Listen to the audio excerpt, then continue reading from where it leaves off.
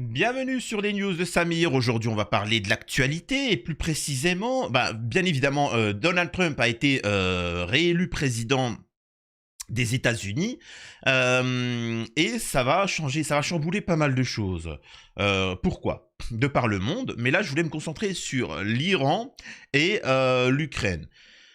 Vous le savez très bien, hein, si les États-Unis à l'heure actuelle sont façon de parler le gendarme du monde, hein, alors c'est plutôt le délinquant hein, du monde, mais des actions sont permises parce qu'ils financent. Par exemple, à Israël, il faut bien comprendre qu'à Israël n'est rien, ils n'ont pas d'armes, ils n'ont pas de stock, ils n'ont pas d'argent, et c'est quotidiennement que les États-Unis envoient ce qu'il faut pour à Israël pour se défendre, si vous voyez ce que je veux dire. On sait aussi que des milliards et des dizaines et des centaines de milliards sont envoyés à l'Ukraine.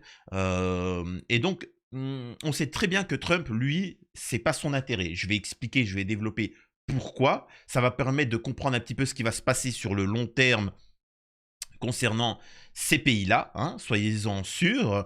Et voilà, on va parler de ça. Avant, bien évidemment, je vous invite à vous abonner, laisser un petit commentaire, un like pour le référencement, me rejoindre sur les réseaux sociaux et sur mes chaînes secondaires. Tout est en message épinglé. Alors, en effet, Donald Trump a été réélu de manière magistrale face à Kamala Harris.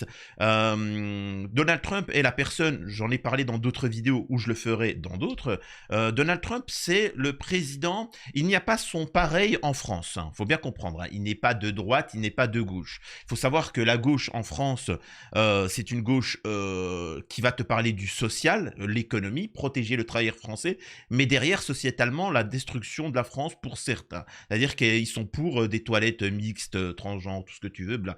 Ça, Donald Trump, il est contre.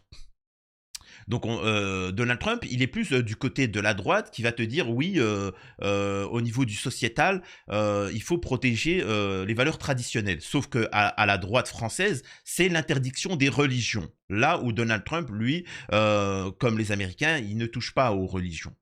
Ça, c'est une chose. Et au niveau du social, le RN, c'est l'ultralibéralisme. Là où Donald Trump, ce n'est pas ça. Qui veut favoriser son peuple. Là où le RN, c'est l'ultralibéralisme, c'est mettre en concurrent avec des travailleurs roumains, etc. Bon, bref. Donc c'est pour ça qu'il n'y a pas son pareil. Même si c'est pas réellement un parti politique, la vision proposée par ER, Égalité et Réconciliation d'Alain Soral, est beaucoup plus cohérente à un personnage comme Trump, que voilà, hein, je précise, pour essayer en France, de trouver une figure qui pourrait correspondre. Et donc, il y aura des conséquences, bien évidemment. Maintenant qu'il a gagné, lui, il a une vision des choses. Il y a plusieurs visions aux États-Unis. Il ne s'agit pas, comme certains, de dire que ça va être bénéfique pour vous, hein. Donald Trump s'en fiche de vous totalement, hein. Il pense d'abord aux Américains. Alors, ça va être nuisible pour ceux qui sont assistés, ceux qui profitent de l'aide américaine. Nous avons à Israël, actuellement, on a le conflit en Ukraine et on a le conflit en Amisraélie. Voilà, donc on sait très bien le Liban, Gaza, l'Iran, machin, etc. Et il y a aussi potentiellement la Chine avec Taïwan et la Corée du Nord. Donc, on sait très bien que ces zones-là sont chaudes. L'Europe et même les États-Unis sont en difficulté avec le gouffre financier que représente l'Ukraine. Israël, elle, derrière tout ça, aimerait, parce qu'elle voit très bien, parce qu'eux ils agissent, eux ils sont dans l'action, ils sont pas dans la réaction. Ils voient très bien que l'Occident n'auront bientôt plus d'argent, etc. Et ils se disent c'est maintenant qu'il faut agir. Il faut que l'Occident nous aide maintenant. Et c'est pour ça qu'ils ont décidé de déglinguer tout le monde, pour obliger les États-Unis à envoyer leur argent, leur armée chez eux et pas forcément en Ukraine ou en Chine, etc. Donald Trump, lui, la problématique qu'il a, c'est que le plus grand danger pour les États-Unis, c'est l'industrialisation, le business. Et le business qui est en train de supplanter au niveau du business, qu'on appelle ça, les États-Unis, c'est la Chine. Et donc, lui, son but, c'est d'affaiblir la Chine économiquement, commercialement, avec ses partenaires. Donc il voit bien, lui il est en train de regarder, il se dit déjà que la Chine, c'est problématique, on les a pas dégommés au moment où il fallait, mais là avec les BRICS, il se dit quoi, 80% de la richesse mondiale est dans les BRICS? Quoi? Il y a ceci, il y a cela. faut qu'on fasse quelque chose. Sinon, on va devenir un pays du tiers-monde. Et quand ils voient que tous les gouvernements qui sont aux États-Unis s'en fichent totalement et qui sont juste là pour sacrifier pour l'intérêt d'Amisraël, ils se posent des questions. Il se pose des questions, il l'a dit. Hein. Pourquoi on a bombardé tout le Moyen-Orient avec des millions de victimes? On a perdu de nos enfants, des soldats. On a perdu des dizaines de milliards de dollars. Pour quel intérêt? Pour les États-Unis, quel est l'intérêt? Hormis qu'Amisraël s'est agrandi. Quel est notre intérêt? Aucun. Donc il se dit non, je suis désolé, il faut arrêter ça. Là où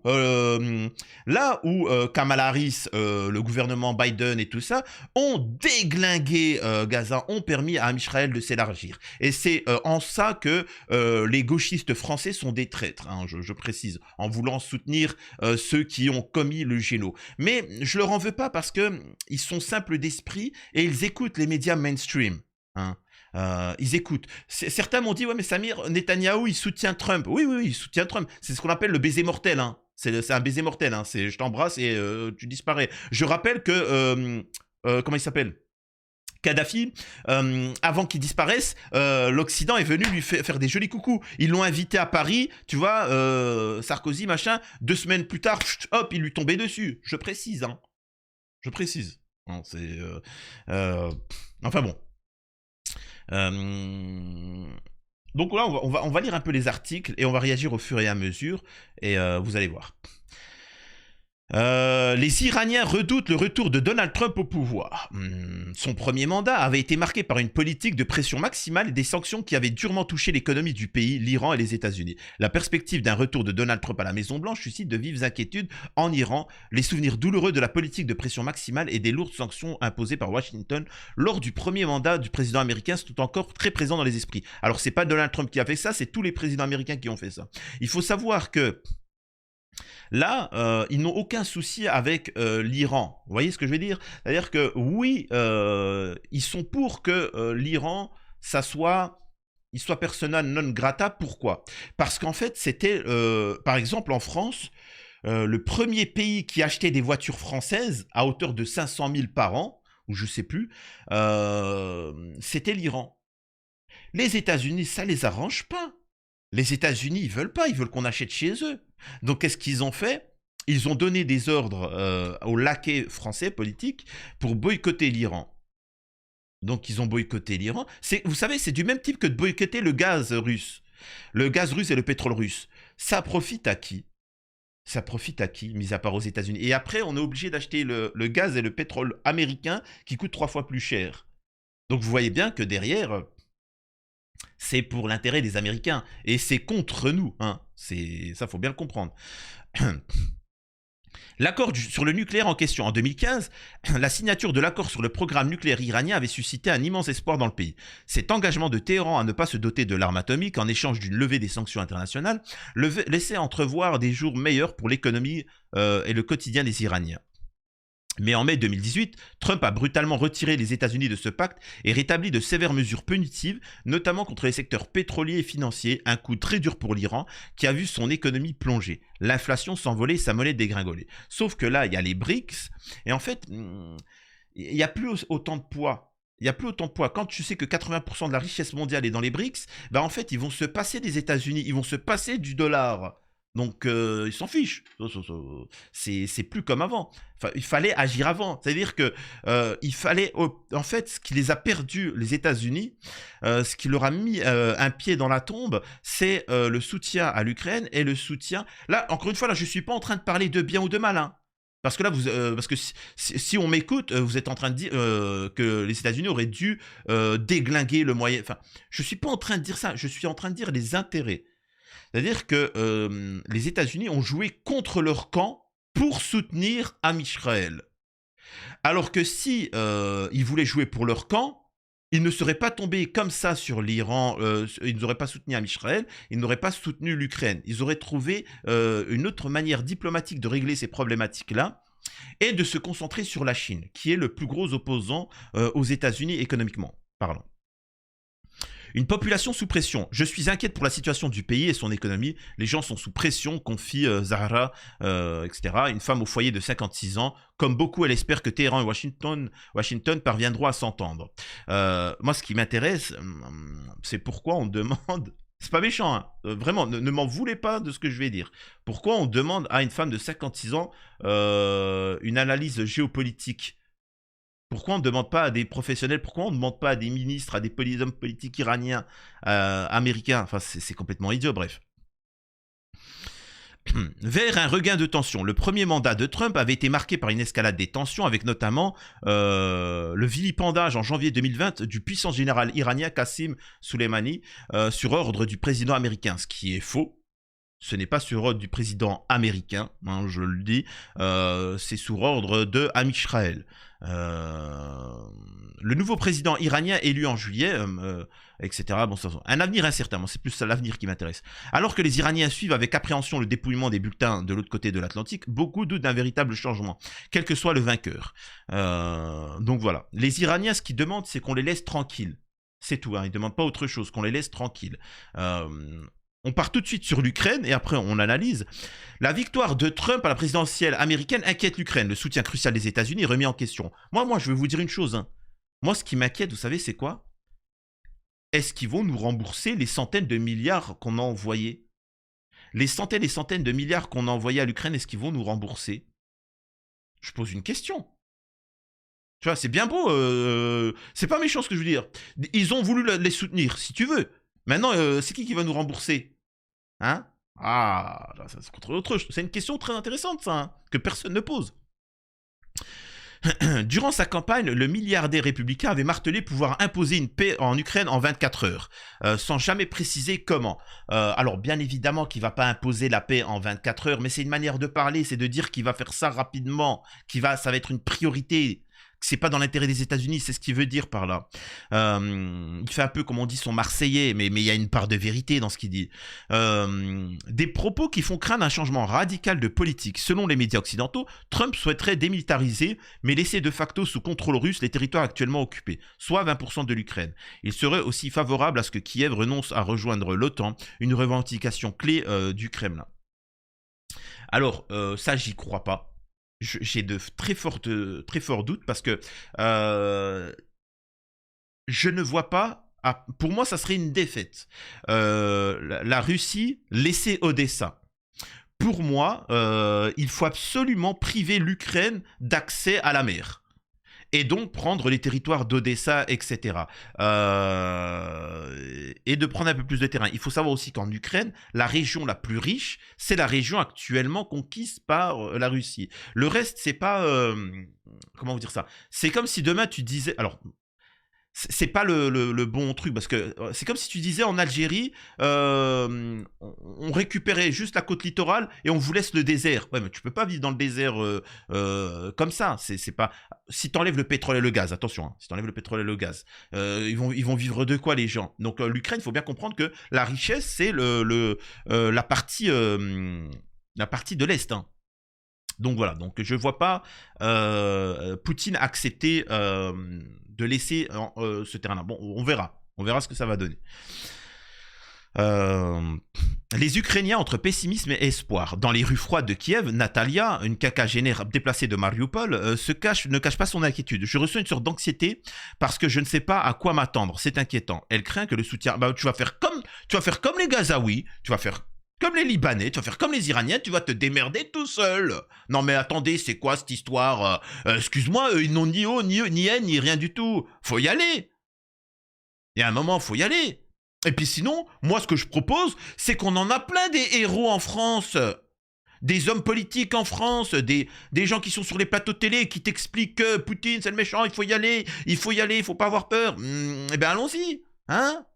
Moi personnellement j'y vais pas, hein. Je laisse mon tour, passe devant, allez. Incroyable. Elle craint que le soutien américain vital pour l'Ukraine ne soit remis en cause. Une position partagée par Igor, travailleur dans une centrale nucléaire qui voit en Trump un homme potentiellement dangereux pour son pays. Pourtant, certains veulent encore y croire, à l'image de Tetiana, informaticienne. Je ne pense pas que ça changera grand-chose Pas en mieux, c'est certain, mais pour le pire, c'est peu probable. Le président Zelensky lui-même, tout en reconnaissant que la victoire de Trump ne changera pas la donne en mieux, veut rester optimiste. Alors, il faut bien comprendre que derrière, ça va être une catastrophe, parce que s'il n'y a pas le soutien américain, l'Europe va devoir prendre la béquille américaine et remplacer. Et donc, ça veut dire encore plus d'argent envoyé de notre part. Et, la problématique, c'est que ça va être une catastrophe. En tout cas, pour l'Ukraine, le conflit risque de s'intensifier. Le conflit risque de s'intensifier plutôt qu'une paix, il risque de s'intensifier, mais encore plus de victoires du côté russe. Du côté israélien, il risque, j'ai bien dit, il risque, il y a deux choix. C'est soit Israël n'a plus les moyens de poursuivre sa volonté d'élargissement, et donc en fait, il y a un cessez-le-feu, et circuler, il n'y a rien à voir, on oublie tout, pousse, tu vois, pousse, et malgré qu'ils ont fait un genou, etc., voilà. Donc, soit il y a cette solution-là, ou soit ils décident de forcer totalement les États-Unis en faisant une dinguerie en Iran et que ça parte en guerre et de forcer les États-Unis malgré tout à intervenir. On verra. On verra ce que ça va donner. Maintenant, les États-Unis de Donald Trump, eux, veulent se concentrer sur Taïwan, affaiblir la Chine en créant des conflits en Chine, des petites aires civiles, Taïwan, pour affaiblir économiquement. Et aussi essayer de récupérer des pays des BRICS. Vous allez voir ce que ça va faire. On va voir, ça va être intéressant. Hein, ça va être vraiment intéressant. Un futur incertain pour l'Ukraine. Malgré ses espoirs, la réalité du terrain est sans appel. Les forces ukrainiennes ne cessent de reculer face à la supériorité numérique et matérielle russe. Selon l'Institut américain pour l'étude de la guerre, l'armée russe a gagné quelques 500 km² en octobre. Un record depuis le début du conflit, et Moscou peut désormais compter sur des renforts nord-coréens. Face à cette situation critique, l'Ukraine a plus que jamais besoin du soutien indéfectible de ses alliés occidentaux, comme le souligne Olga, enseignante à Kiev. Je crains que le soutien diminue, mais j'espère que la raison et les principales démocraties prévaudront dans le monde. Car sans une aide constante renforcée, c'est l'avenir même de l'Ukraine en tant que nation souveraine et démocratique qui est en jeu. La balle est désormais dans le cas de Donald Trump, etc. Bah les steaks, ça me regarde pas, je m'en fous, c'est pas mes histoires. J'avoue, il y a un moment, il faut penser à son pays. Moi, j'invite tous les Français à prioriser l'intérêt des Français. J'invite tous les Allemands à prioriser l'intérêt des Allemands. J'invite tous les Algériens à penser aux intérêts algériens et de faire comme Donald Trump, de penser aux intérêts américains. Et puis voilà, c'est tout. Eux qui se démerdent. C'est-à-dire que au moment du conflit, il fallait réfléchir. C'est tout. C'est comme à Israël. À Israël, ils ont pris une décision de vouloir s'agrandir. C'est un risque, tu as le droit. Tu as le droit. Tu as la puissance à l'heure actuelle, tu as le soutien actuel. Mais si ça s'inverse, ne t'étonne pas que ceux que tu as voulu vilipender récupèrent tout à Israël. Hein, tous les territoires occupés, etc. Donc là, vous voyez ce que je veux dire? C'est un risque. Tu veux prendre un territoire, il n'y a pas de souci. Tu peux. Alors le droit, tu n'as pas le droit, mais tu peux le faire. Mais il y a des conséquences. C'est aussi simple que ça. Là, croyez-moi, hein, pour ceux qui pensent que tout, il y aura la paix ou je sais pas quoi, Trump va essayer de faire la paix, mais justement, peut-être que ça va être encore plus chaud parce qu'on va vouloir lui forcer la main d'une certaine manière. Ça va être très intéressant dans les semaines à venir, dans les mois à venir, ce qui va se passer de par le monde. À la prochaine sur les news de Samir.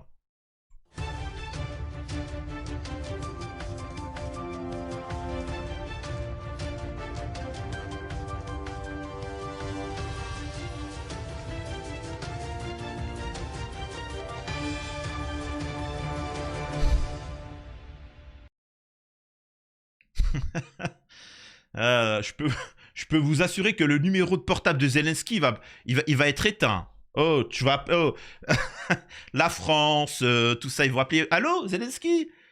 Vous êtes sur messagerie. Oui, non, mais en fait, on voulait savoir, c'est par rapport maintenant que tout est fini, tu comptes nous rembourser quand? Tout ça, machin. Oh, c'est fini, il va changer de numéro, les gars. Il va changer de numéro. Fini. Finito. Vous savez, hein, quand vous prêtez de l'argent à quelqu'un, il vous court après hein, pour avoir cet argent-là. Une fois qu'il a l'argent et qu'il faut rembourser, c'est fini. Hein. Il est plus aussi enthousiaste de te voir. Hein. Il disparaît et à chaque fois, c'est toujours le cas, tu le vois en vacances, en train de kiffer, profiter. Ah, mais je croyais que t'avais plus... Bah allez. On s'est fait pigeonner comme des idiots.